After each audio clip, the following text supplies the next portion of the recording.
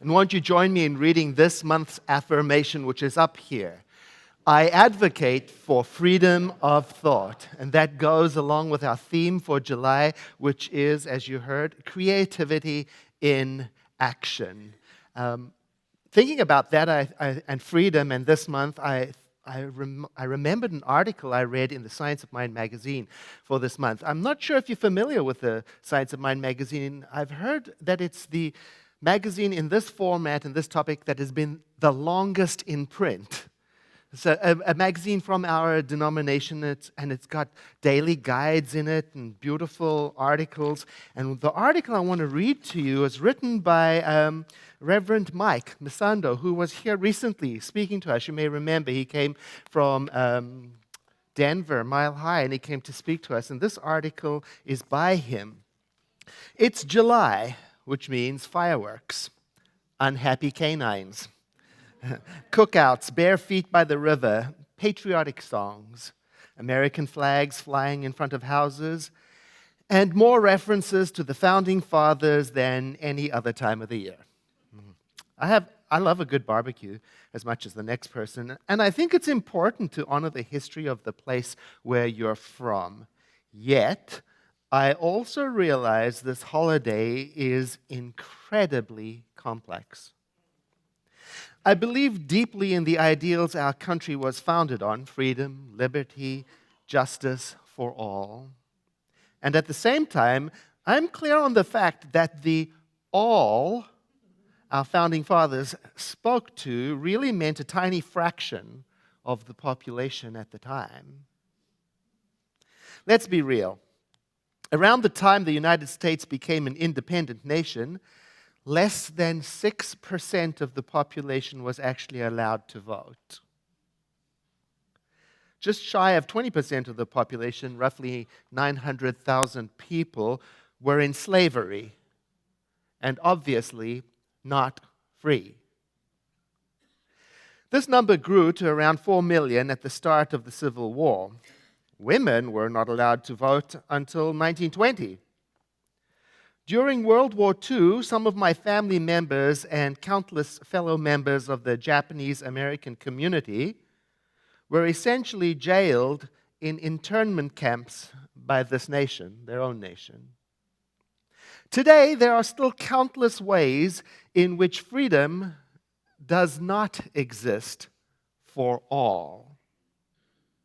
So making the day on which we celebrate United States independence tied to the premise of freedom is complicated. Yet we can celebrate striving toward greater freedom for all and seeking to create a country and a world that works for everyone. During this month in which we focus on patriotism and freedom, I choose to turn my heart and mind toward the leaders in this country and around the world who have brought freedom to bear for more and more of us. The legacy of freedom for all transcends America's founders. Bringing more freedom and dignity for everyone is the work of many generations and part of the spiritual path.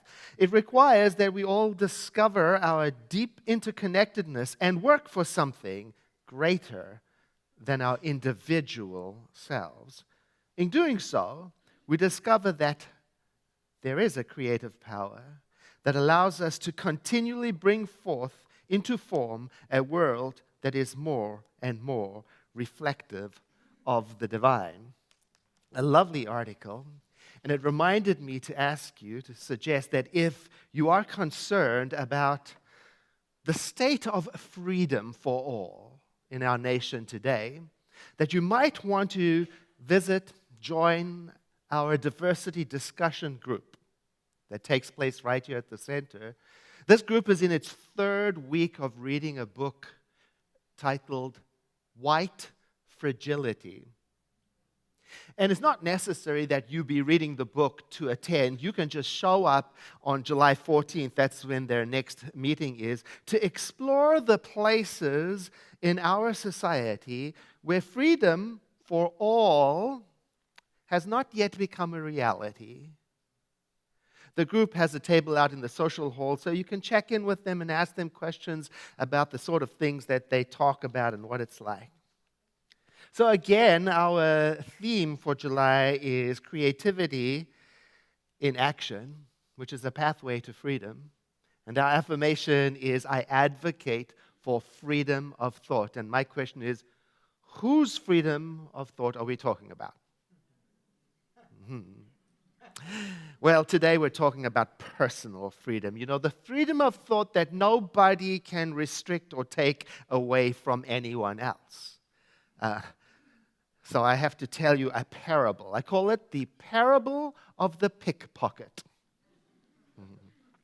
So this is a real story, and I want to see if I can get the story right. I want to tell it in such a way that I don't influence your or my freedom of thought. All right. Yeah, I wrote it down so I could get it right. I was standing on a platform at a train station. I witnessed a pickpocketing. A person who was well dressed by my standards walked casually up alongside a group of people on the platform. The group were speaking a different language to most other people around them. The first person dropped their hand into the shoulder bag of one of the people chatting in the larger group and swiftly removed a purse. I watched the event from inside the train where I was sitting, looking through the window. One of the people in the larger group on the platform noticed what happened and cried out in their own language loudly, and then reached for the lifted purse, which was now in the pickpocket's shoulder bag. Are you with me? The pickpocket shouted back in their own language and started hitting the outstretched hand of their accuser and began to flee. Then, the platform full of people seemed to wake up in a muddle of shouts and activity. At that point, the train upon which I was sitting pulled out of the station. The end.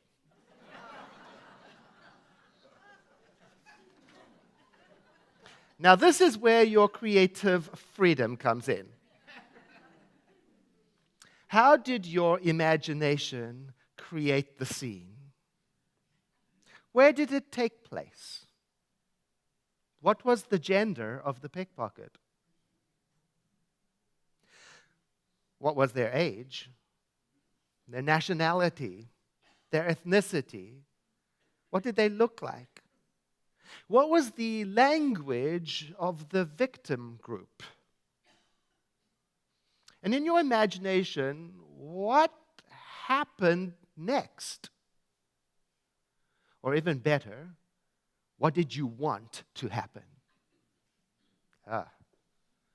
See, I tell this story to illustrate that our imagination is very creative, and it can create scenes with meaning from very little details. Each one of us here probably has a different image of what happened, and that may be based on our conditioning. And that's one way of being creative. But is it really free? I think freedom, when it comes to the use of our minds, is about going beyond our conditioning. I think it's about noticing, when am I automatically creating images and meaning out of habit and not out of creativity? So our question today might be this: where does my mind go automatically, and is that the best place for it?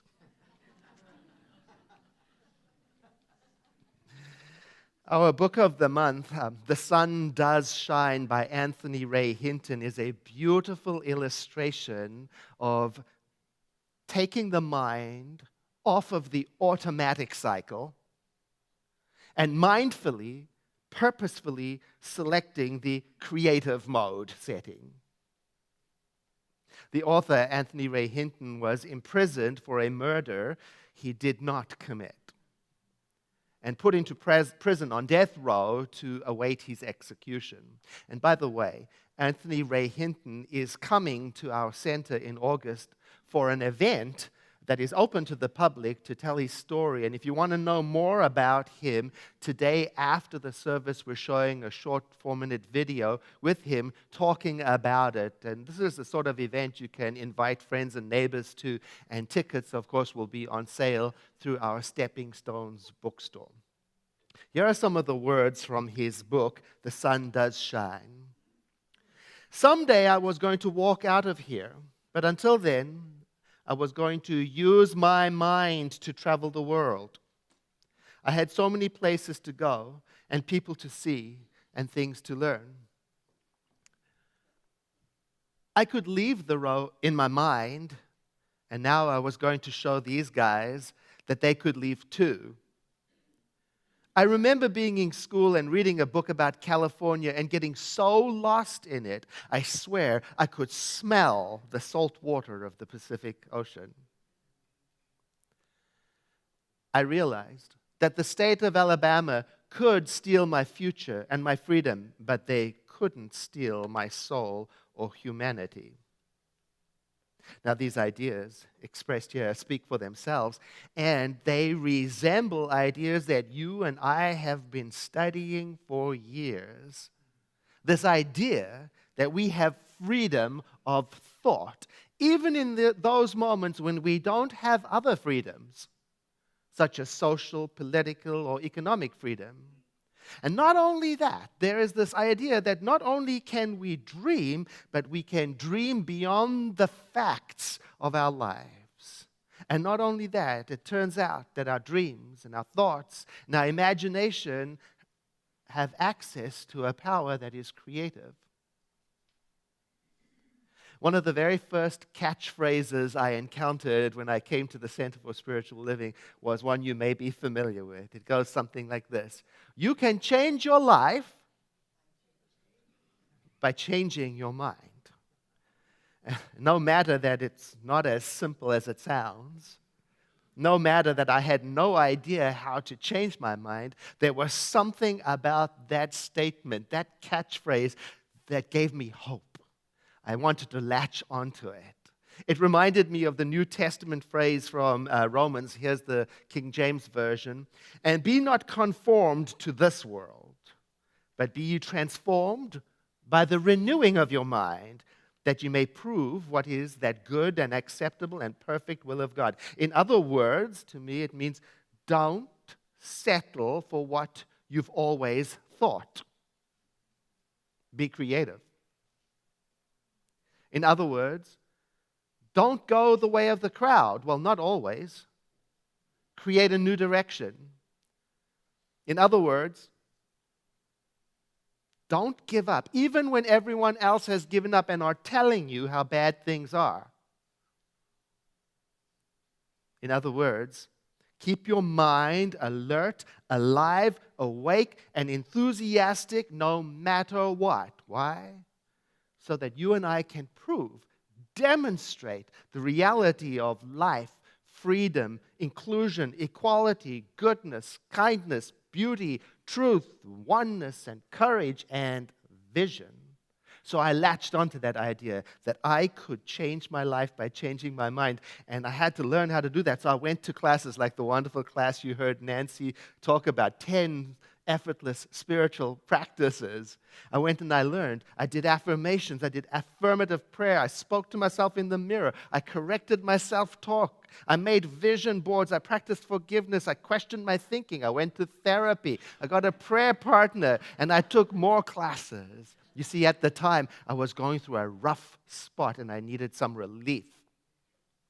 And slowly, little bit by little bit, this inner work did turn me around, and things got better. Frankly, the most difficult part of all of that work I found was to let go of and move past anger, hurt, resentment, and despair. so that I could free up my mind to do what Ray Hinton said, and that was to travel around the world of possibilities.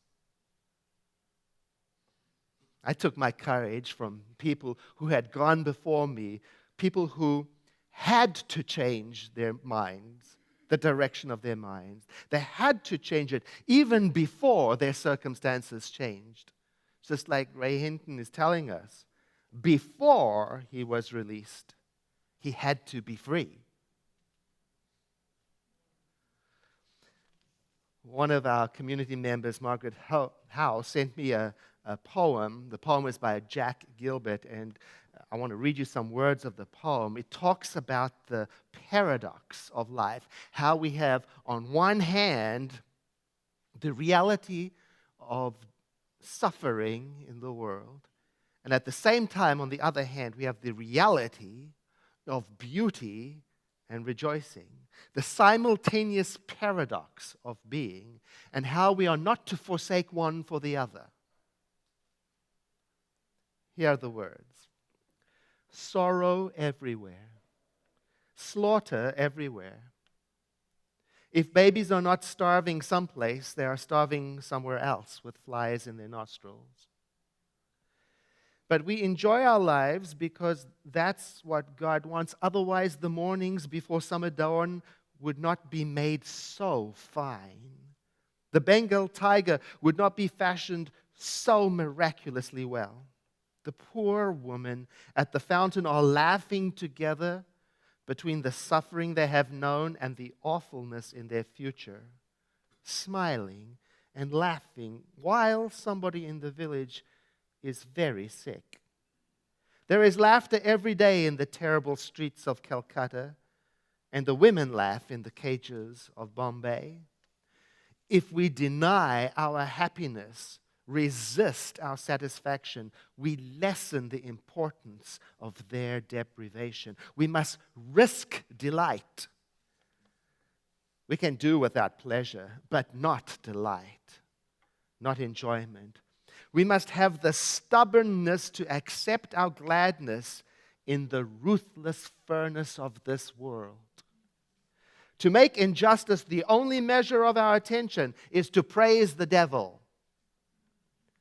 If the locomotive of the Lord runs us down, we should give thanks that in the end it had magnitude.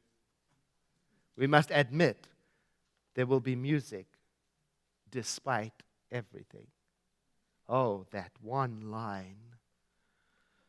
To make injustice the only measure of our attention is to praise the devil. Ooh, I got to think about that when I give all of my attention to the things that afflict me. Well, that is to use only part of my creative power.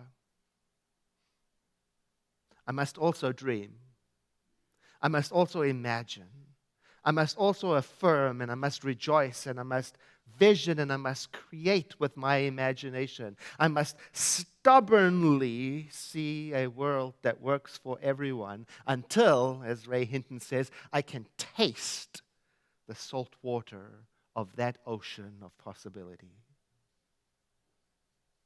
I guess nobody would have blamed Anthony Ray Hinton for being angry, for staying angry. Even if he couldn't find a way to move past his hurt or despair, he would have been justified. And still the words of that Jack Gilbert poem echo in my mind. To make injustice the only measure of our attention is to praise the devil. At some point, I have to decide. Stephen Kotler, in his book West of Jesus, talks about that moment, making a decision in which direction to go when the decision becomes absolutely necessary. He writes these words: the things I was choosing not to do were starting to add up to a whole other life, a life I really didn't want to live. I'll read that again. The things I was choosing not to do were starting to add up to a whole other life, a life I really didn't want to live, and it made me think about times when I've got myself into a stuck place, Less because I didn't know what to do and more because I knew exactly what to do. I'd been taught, but I couldn't, it seemed, for whatever reason. And in times like those, here's the question that I hate to ask myself. So I'm going to share it with you. Because after all, it can't be a mistake that you're here today. Maybe you showed up specifically to hear this question, like it or not. Here it is. What do you know you should be doing? You know that thing that if you started doing it right away, you know it would immediately bring forth a different direction for the quality of your life? Or another way of reframing the question, what does your heart keep telling you to do that you keep ignoring? Or what feelings are you denying? What dreams are you abandoning? What are you busying yourself up with so much that you have a very good reason to not do what you know you ought to do? When I'm in a stuck place in life, and I think that stuckness is a final life sentence, it can feel like I'm lost. It can feel like spirit has abandoned me. It can feel like life is unjust and random. And yet I've learned that if I can settle down and really get honest with myself, I will find many times that I have stopped listening to my own soul's wisdom.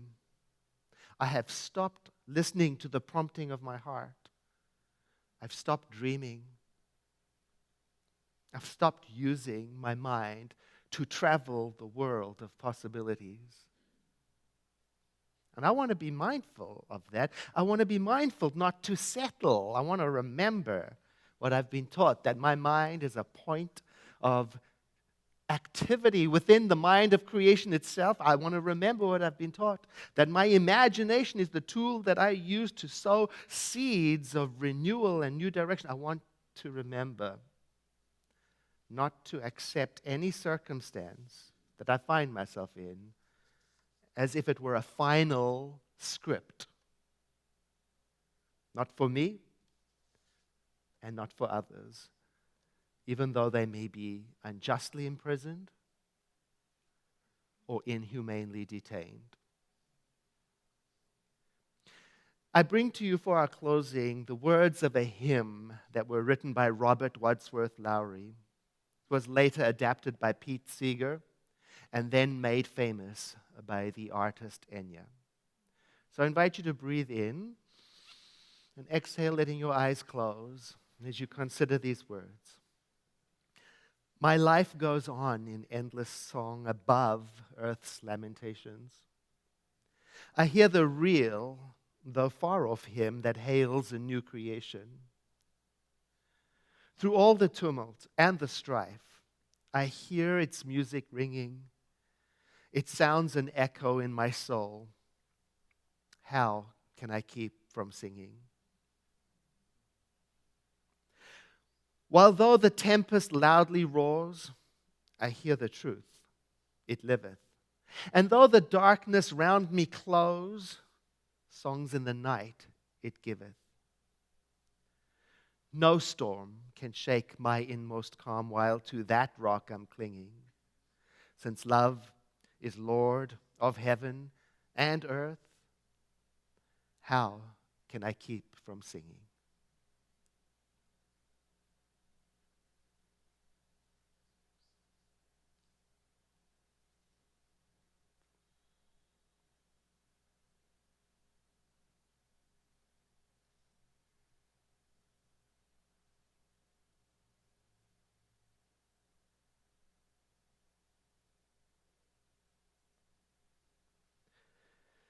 In the infinity of life where I am, all is whole, for the full Spirit, the living Spirit Almighty, is present in its undiluted form everywhere.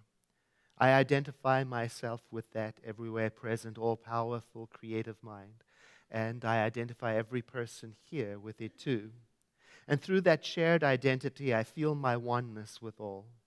And I open my heart and my life experience to the flow of its instruction.